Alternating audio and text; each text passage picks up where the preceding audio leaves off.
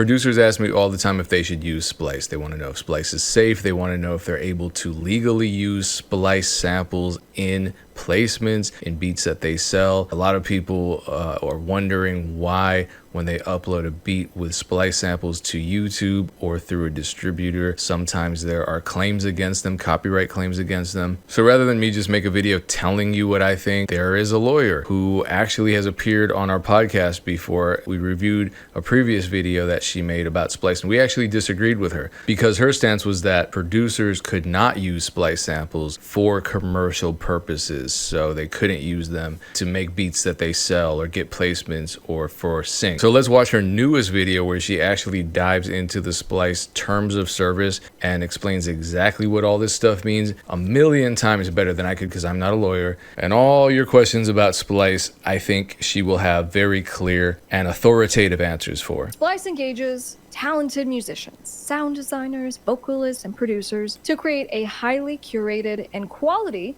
sound library known to our users as Splice Sounds. Our catalog of materials, such as samples, presets, loops, stems, one-shots, sounds, and MIDI patterns or files on the service, i.e. materials made available for download through Splice Sounds, are collectively referred to herein as sounds. And one little side note, I'm sure you guys have heard it. It's like one of the biggest songs right now, but we have Sabrina Carpenter's Espresso song. And I think the producer... I haven't heard that. I live under a rock. I haven't heard that song. On Oliver, he did a little video and he was just kind of addressing the fact that one of his loops had been used in that song. And it's so interesting because we see this happen in these major songs. And so this question of like, A, did he get any additional benefit from that? Nope. Well, I mean, what was it? He made like $40 or something. So that's already kind of hinting at the royalty-free nature of Splice Sounds, and maybe this answers a lot of people's questions already. Unfortunately for the producers, or fortunately, because a lot of the top sound designers, a lot of the top providers of samples on Splice are making good money, I think, from what they've told me, but they are granting you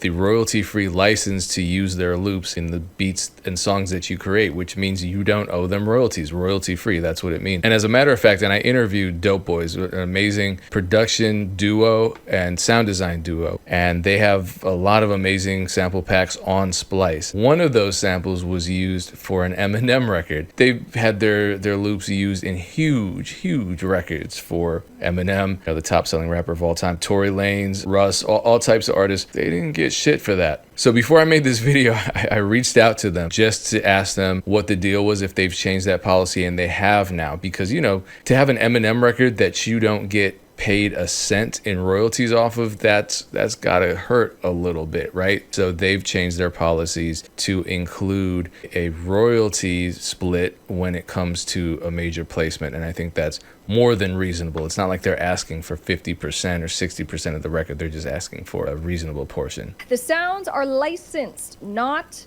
sold to you.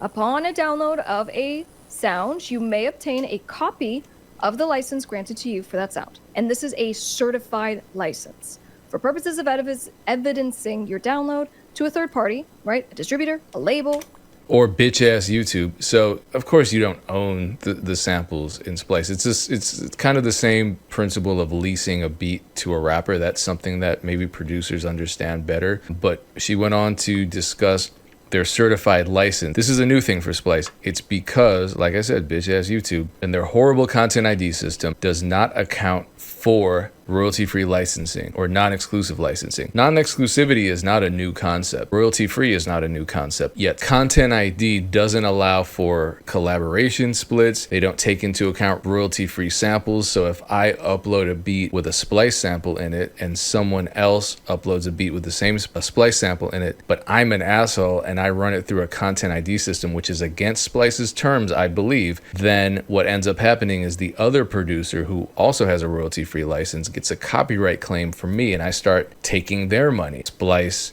allows them to download a license, so when they dispute my claim against them, they have evidence of that. If content ID systems just weren't so ridiculously restrictive and archaic, we wouldn't have this problem. We wouldn't have to go through this process. It's terrible.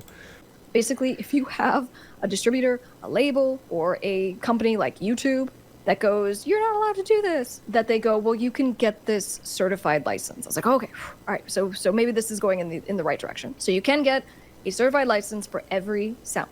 All right, moving on. New recordings, subject to your compliance with the agreement, we grant you a non-exclusive, non-transferable, perpetual right to use sounds. All right, now we're getting to the good stuff. That you obtain through Splice sounds in combination with other sound recordings in music production to create new recordings, each a new recording. If you've ever reviewed your default beat leasing agreements, you'll notice very similar language. But let's go through that again. Subject to your compliance, we grant you a non-exclusive, meaning we can give this sound to anyone else. Okay, that's fine. Fair. Non-transferable, we're going to come back to that. Perpetual right, meaning it does not end. This is important. We don't want to see anything where it's like, hey, if you terminate, you're not with us anymore, you don't get to use the sounds anymore. That would be really crappy. So that's not the case. We like this because then we can argue, even if there's termination, we're not using your platform anymore, we're not paying your fees, that you don't lose the rights that you otherwise had at the time that you were paying. That's actually, I'm glad you pointed that out, because that is very fair of Splice. And using the sounds and doing all the things. Now, the one thing I'm like, the non-transferable is, well, that just means obviously they're giving you the limited license to do this and to put the sound in your new recording. But then what about after that? So just so you guys know, a transfer is going to be all kinds of things. It could be things like I do a song and then you, Mr. Producer, want to remix it for me. And so technically, wouldn't I be giving you the right to use my song and all things contained therein, which would be the sound? Wouldn't I be transferring the right and assigning you the right to remix it? Now I'm getting a little ticky-tacky. Speaking of ticky-tacky, and that's a term that she's coined. Look at me, magic trick. I changed my shirt. I actually had a major issue with the audio, so I had to record this entire part all over again. So I'm sorry if I can't hide from my face my frustration with myself for causing these technical difficulties and having to redo a bunch of work I already did. All right, so this means that you may modify, reproduce, publicly perform, distribute, good, transmit, communicate to the public. This is pretty much all you need, okie dokie, usually, right? That would be like remixing, or otherwise use sounds embodied in a new recording, including for commercial purposes, except as prohibited below. So, so far, I like everything that they're saying, but I'm always going to be like, well, what do you mean except for blah, blah, blah? So that means there's something else. You and or applicable third party, contributors, or artists engaged by you in connection with the new recording will own any original contributions made to the new recording that are not comprised of sounds. Okay, so you own all the stuff that's not the sample. That's not the splice. Not sample. composed So for example, of sounds. Added vocals or added It's a grammar instrumentation. thing. For the avoidance of doubt, you will not own the sounds. We're okay with that, right? They're like, this is our proprietary magical sample database. We own everything. We're giving you just a limited license. We're fine with all of that. So even in the example with the remixes, a common thing that comes up is you guys will be like, well, a remix or even a cover song. Crystal, should I or can I register to copyright with the copyright.gov, right? The federal government.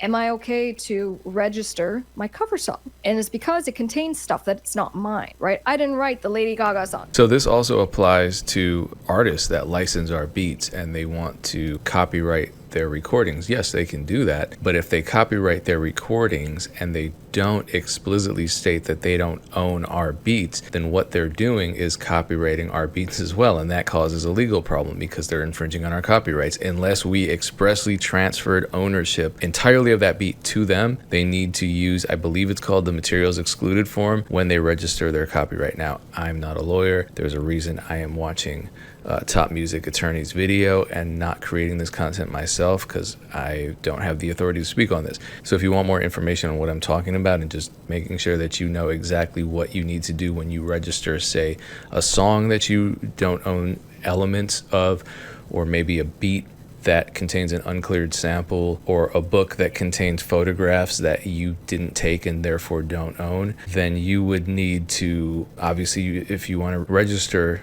those products with the copyright office, I believe you can legally do that without getting permission, as long as you don't register the total work that includes the uncleared sample or the unauthorized photography. Obviously, at some point you're going to get permission, but you just want to protect yourself and your ideas in the short term, right? So I believe you can do that, but again, don't quote me on that because I'm not a lawyer. And the answer is yes, but you do have to disclaim, you have to tell the Copyright Office when you're filing the stuff that you don't own.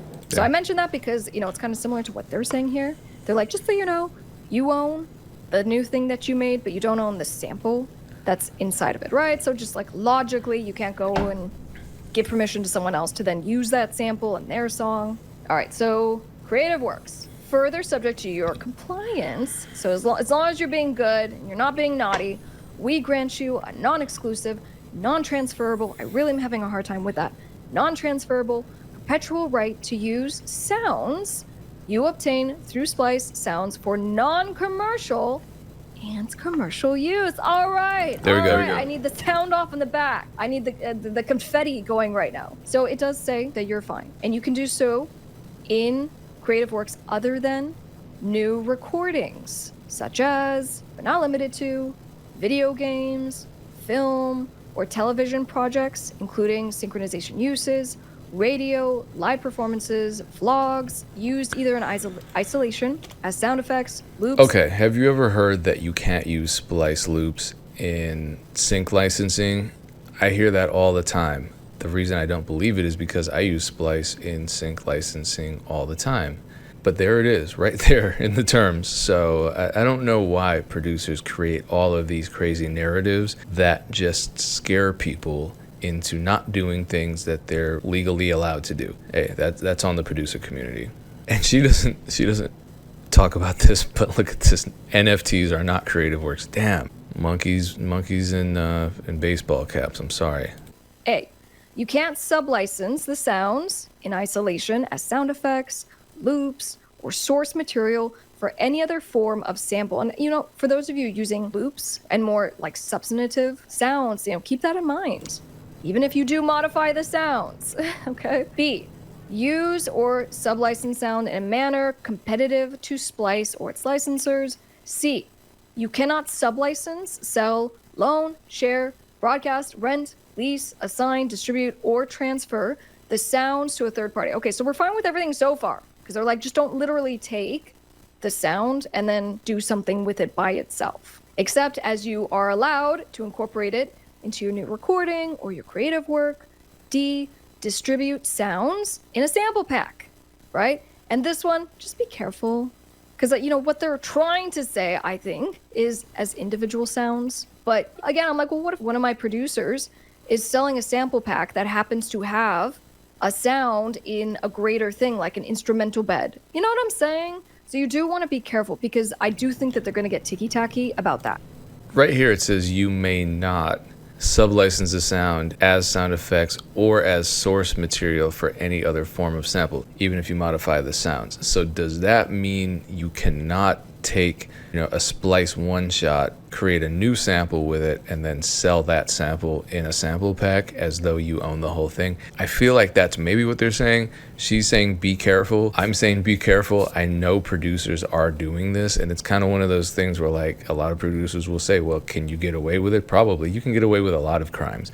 I'm not encouraging you to attempt to get away with those crimes. So I would suggest, just to avoid trouble, not putting yourself in a situation where you would end up in trouble, because this is confusing stuff. And I think this goes to show you why being a lawyer takes a lot of freaking work. I watch Suits.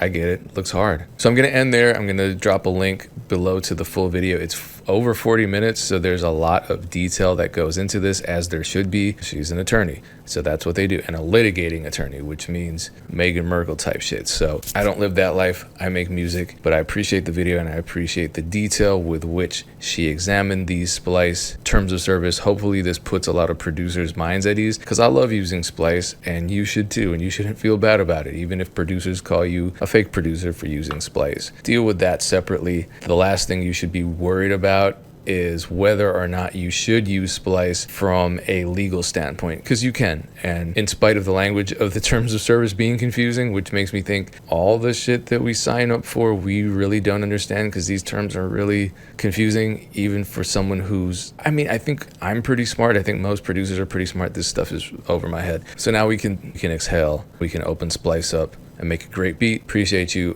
Please subscribe. It helps me. These videos take a long time to make, and then I get frustrated because I fuck up the audio. So I would appreciate that. Thank you so much.